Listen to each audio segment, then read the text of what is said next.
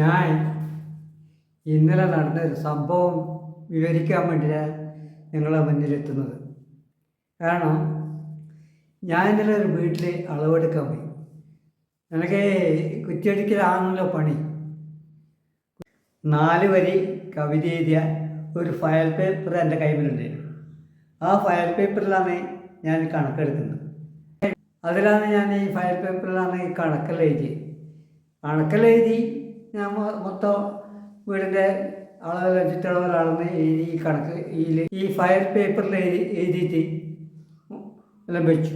അപ്പോൾ അവിടെ തന്നെ അവർ എൻ്റെ ഡ്രൈവറുണ്ട്, നമ്മൾ രണ്ടാളെയും ചായ അടിക്കാൻ വിളിക്കുമ്പോൾ തന്നെ ആ സമയത്ത് ഞാൻ ഈ പേപ്പർ നോക്കി. പേപ്പർ എവിടെയും കാണുന്നില്ല. വീടിൻ്റെ ചുറ്റും ഞാൻ ഒന്ന് കണ്ണോടിക്കുമ്പോൾ എവിടെയും കാണുന്നില്ല. അങ്ങനെ ഇതെന്തൊരു അതിശയമാണ് ഞാൻ എഴുതിയ പേപ്പർ കാണാതെ എന്നുള്ള ചിന്താഗതിയിൽ. അപ്പോൾ അവർ ചാടിക്കാൻ നിർബന്ധിച്ച് ചാടിക്കാൻ വിളിക്കുമ്പോൾ വേഗം നമ്മൾ ചായ അടിച്ച് കഴിഞ്ഞേരം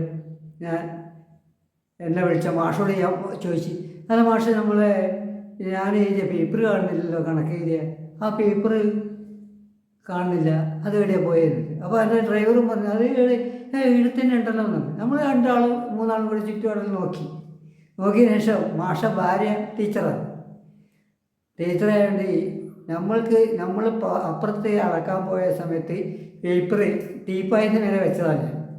ടീപ്പായിൻ്റെ മേലെ വെച്ചുകൊണ്ട് ടീച്ചർ ഇവിടെ എടുത്ത് ഈ പേപ്പറിൽ 4 വരി കവിത ഉണ്ടല്ലോ, ഈ കവിത കണ്ടപാട് ടീച്ചർ പേപ്പർ എടുത്ത് രാത്രി ഏതോ കുട്ടികൾ എഴുതി കൊണ്ടച്ച കവിതയാണെന്ന് വിചാരിച്ചു. അപ്പോൾ ഞാനും കവിത എഴുതിയിട്ടുണ്ട്. അങ്ങനെ ആ കവിത 4 വരി കുത്തിക്കുറച്ച കവിതയാണ് അതിലുള്ളത്. അപ്പോൾ അതിൻ്റെ പരിധി നോക്കുമ്പോൾ എഴുതി കാണുന്നില്ല.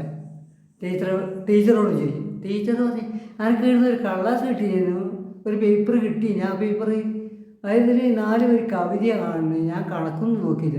അപ്പോൾ ഞാൻ പറയാം ടീച്ചറെ അതിൽ കണക്ക് എഴുതിയിട്ടുണ്ട്, ഞാൻ ആദ്യം വെച്ച കവിതയാണ്.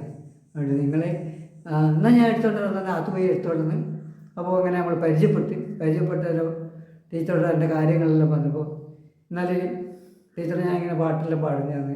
അതുകൊണ്ട് 4 വരി ടീച്ചറെ വന്ന് ഈ കവിതയും പഠിക്കും. മധുര മനോഹരമായൊരു നാട്, മലയാളികളുടെ സ്വന്തം നാട്, മുനിമാരേറെ വസിച്ചൊരു നാട്, മാമല നാട്, ഇത് മലയാള നാട്.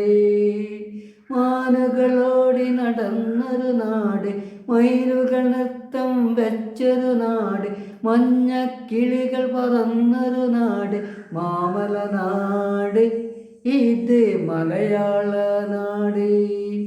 ഈ കവിത പാടിയപ്പോൾ ടീച്ചർക്ക് എന്തൊന്നുമില്ലാതൊരു സന്തോഷമുണ്ട്. അതിൻ്റെ ടീച്ചർക്ക് കവിതയോടുള്ള താല്പര്യം, എനിക്ക് കവിത പാടാനുള്ള ആ മനസ്സും ഇന്നലെ പെട്ടെന്ന് കിട്ടിയ സംഭവമാണ്.